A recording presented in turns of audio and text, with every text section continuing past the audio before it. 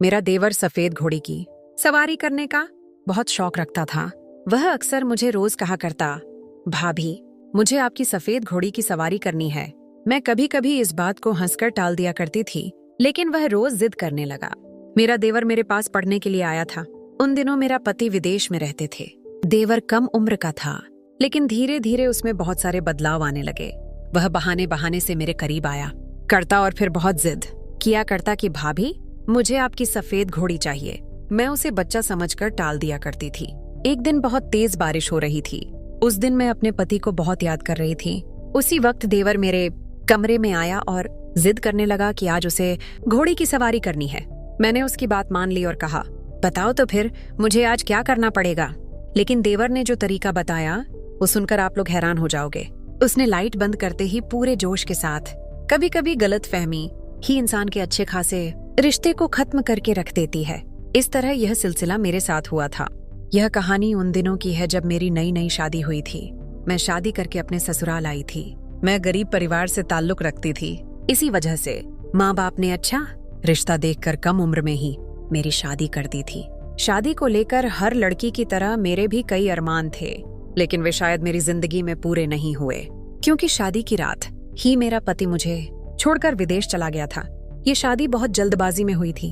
मैंने सुना था कि मेरा पति राजा है, उसके माता पिता इस दुनिया में नहीं हैं और उसकी एक छोटी बहन है जिसकी शादी उसने 1 साल पहले ही कर दी थी। माँ बाप को भी यह रिश्ता अच्छा लगा था, क्योंकि लड़का अच्छा खासा कमा लेता था। लड़की वालों ने हमारे से कोई डिमांड भी नहीं की थी। इसी वजह से माता पिता ने खुशी खुशी मेरी शादी राजा से कर दी थी। मैं विदा होकर जब अपने ससुराल आई तो बड़ी सादगी के साथ मेरा स्वागत किया गया था। मेरे ससुराल में ज्यादा लोग नहीं थे। जब मैं अपने पति के कमरे में गई तो उन्होंने कमरे को पूरे फूलों से सजाया हुआ था। आज की रात मेरे लिए बड़ी प्यार भरी थी। आज की रात के लिए हर लड़की अपने पति का बेसब्री से इंतजार करती है। मैं भी एक लंबा सा घूंघट ओढ़कर बैठ चुकी थी और आने वाली घड़ी के बारे में सोच रही थी। आधे घंटे के बाद मेरा पति कमरे में दाखिल हुआ। उन्होंने आते ही कमरे को अंदर से बंद कर दिया और फिर बैठकर बड़े प्यार से मुझसे बातें की। शुरू में मुझे बहुत हिचकिचाहट हो रही थी, लेकिन धीरे धीरे मैं भी उनके साथ बात करते हुए फ्रेंडली हो चुकी थी। अब मुझे भी कोई शर्म नहीं रही थी। मेरे पति ने मेरा हाथ पकड़कर मुझे अपने प्यार का इजहार किया। उनके छूते ही मेरी दिल की धड़कनें बढ़ने लगीं। फिर उन्होंने लाइट बंद करते ही मुझ पर प्यार लुटाना शुरू कर दिया। काफी घंटों के बाद मेरे पति मुझे बताने लगे कि वे कल सुबह ही काम के सिलसिले से विदेश चले जाएंगे। इसे सुनकर मैं पूरी हक्की बक्की रह गई। वे कहने लगे कि उन्हें ऑफिस के काम से छुट्टी नहीं मिल रही, इसीलिए उनकी जॉब बहुत जरूरी है। वे जल्द ही वापस आएंगे, तुम निराश मत होना। लेकिन पति की बात सुनते ही मैं पूरी उदास हो चुकी थी। भला कोई भी लड़की अपनी शादी के दूसरे दिन ही अपने पति को विदेश जाने की इजाजत देती है? मुझ में तो बिल्कुल भी हिम्मत नहीं थी। मैं मन उदास करके बैठी रही। मेरे पति मुझे मनाने की पूरी कोशिश कर रहे थे, लेकिन दिन भर की थकावट की वजह से मैं जल्द ही नींद की वादियों में गुम हो गई। सुबह जब मैं उठी तो देखा कि मेरे पति विदेश जाने के लिए तैयार हो रहे हैं। मैंने उन्हें रोकने की कोशिश की। मैंने कहा, कुछ दिन बाद चले जाना, लेकिन उन्होंने कहा कि उन्हें अर्जेंट काम है और वे काम से छुट्टी नहीं ले सकते। वे कहने लगे, तुम चिंता मत करो, मैं जल्द ही वापस आ जाऊंगा। मैं नई घर में आई थी, इसलिए ज्यादा बहस नहीं की। मैं भी मन उदास करके उन्हें खुशी खुशी जाने की अनुमति दे दी। पति के जाने के बाद मैं बहुत परेशान हो चुकी थी। पूरे घर में मैं बिल्कुल अकेली थी। मेरे पास कोई चारा नहीं था। इसी वजह से मैं घर का कामकाज करना शुरू कर दिया। मेरे पति का घर बहुत बड़ा था और घर के पीछे हिस्से में घोड़े का एक छोटा सा अस्तबल था, जहां 2-3 घोड़े रखे हुए थे। मुझे बचपन से ही जानवरों से बहुत लगाव था। इसी वजह से मैं घर का कामकाज खत्म करने के बाद घोड़ों को खाना देने के लिए चली जाती। उनमें से एक घोड़ा सफेद रंग का था, जो दिखने में बहुत सुंदर था। उसे देखकर मुझे उसके साथ बहुत लगाव हो गया। वह घोड़ी भी मेरी तरह इस घर में पूरी तरह अकेली थी। घोड़ी को खाना देने के बाद मैं वापस अपने कमरे में आ गई और पति को फोन लगाने लगी। मेरे पति ने मुझसे बात की, लेकिन मैं तब भी बार बार उन्हें अपने पास बुलाने की जिद करने लगी। वे बार बार यही कहते कि थोड़े दिन इंतजार करो।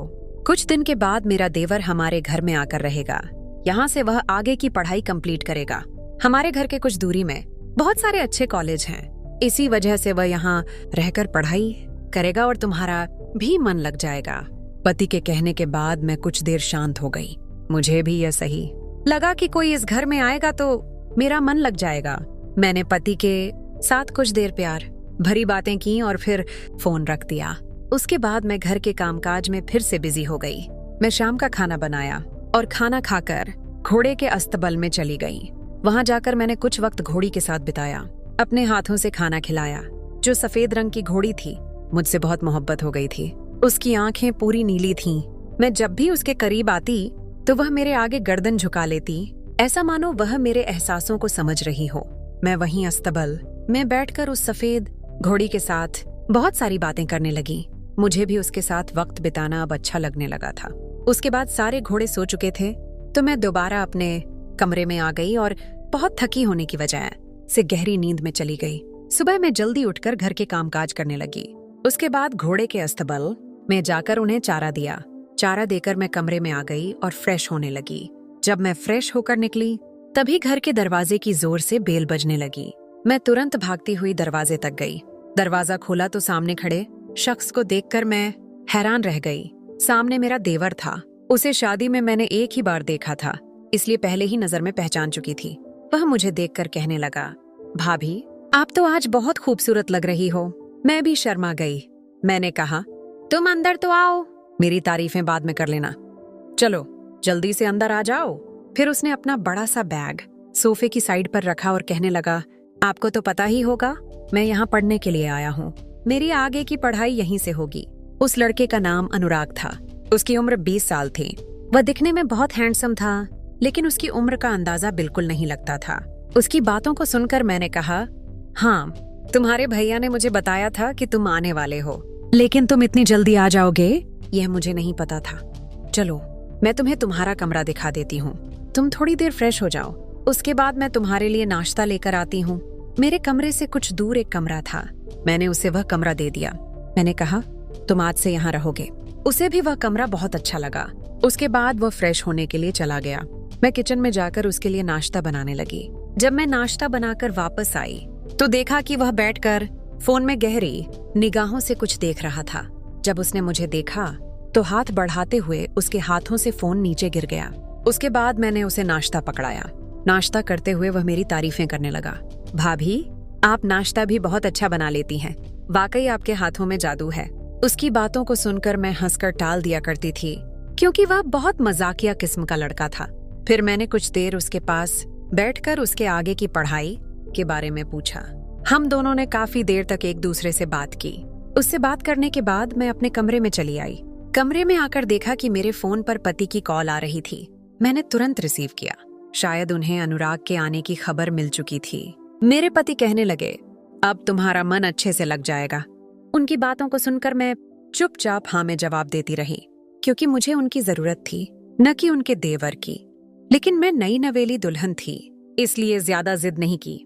मैंने उनकी बातें अच्छे से सुनी और फोन रख दिया। कुछ देर बाद मैं आराम करने लगी। उसके बाद घोड़े के अस्तबल में जाकर उन्हें चारा देना शुरू कर दिया। आज जो मेरी सफेद रंग की घोड़ी थी वह बहुत उछल रही थी। शायद वह थोड़ा आजाद होना चाहती थी, क्योंकि उसे भी कितने दिनों से रस्सियों से बांधा गया था। जब मैं घोड़ी को चारा दे रही थी तभी पीछे से अनुराग मेरे बगल में आकर खड़ा हो गया। फिर कहने लगा, भाभी मुझे यह सफेद रंग की घोड़ी बहुत पसंद है। और फिर बोला, यह हूबहू आपकी तरह है, सुंदर। आपकी खूबसूरती देखकर कोई भी मनमोहित हो जाएगा। इस घोड़ी की नीली आंखें देखकर कोई भी फिदा हो सकता है। फिर बातों ही बातों में अनुराग ने मुझे एक ऐसी बात कही जिसे सुनकर मेरे होश उड़ गए। वह कहने लगा, भाभी मुझे भी अपनी सफेद घोड़ी की सवारी करवाओ। कुछ देर तो मैं उसके सवालों को सुनकर चुप हो गई, फिर हंसकर उसकी बातों को टाल दिया। कुछ देर हम वहीं अस्तबल में बातें करते रहे। उसके बाद हम दोनों घर में आ गए। घर में आने के बाद अनुराग कहने लगा, भाभी आज मैं अपने दोस्तों के घर जा रहा हूँ, इसी वजह से थोड़ी देरी हो जाएगी, क्योंकि मेरे दोस्त यहीं हॉस्टल में रहते हैं। मैंने उसे जाने की इजाजत दे दी। उसके बाद वह रात को वापस आया। रात को मैं खाने का इंतजार कर रही थी। जब आया तो हम दोनों ने बैठकर डिनर किया।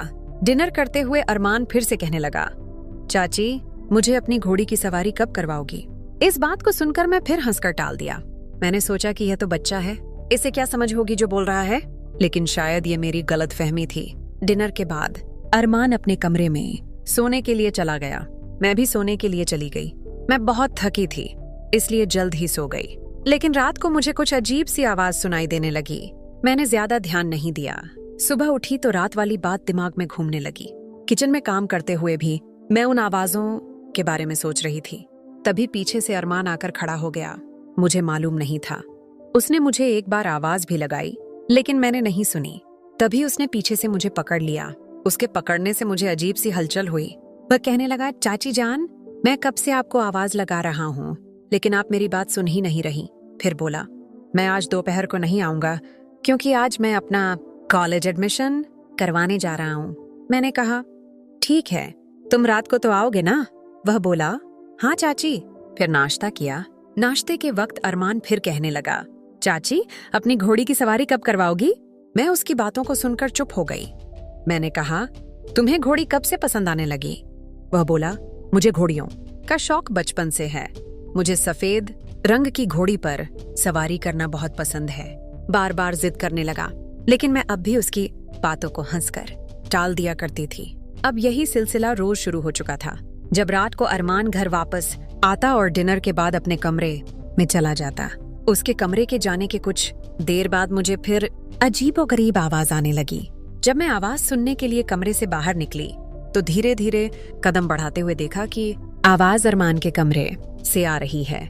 ये आवाज बड़ी अलग किस्म की थी। सुनकर मुझे अजीब सी हलचल महसूस हुई। मुझे डर लगने लगा। मैं तुरंत भागकर अपने कमरे में आ गई। मैं अपने पति को बहुत याद कर रही थी। डर के मारे चादर ओढ़कर सो गई। सुबह उठी तो फिर से घर के कामकाज में मग्न हो गई। काम करते हुए रात वाली आवाज दिमाग में घूम रही थी। अरमान आज फिर मेरे करीब आकर खड़ा हो गया और फिर ऐसी ऐसी बातें कहीं जिसे सुनकर मेरे होश उड़ गए। वह कहने लगा, मुझे जल्द ही आपकी घोड़ी की सवारी करनी है।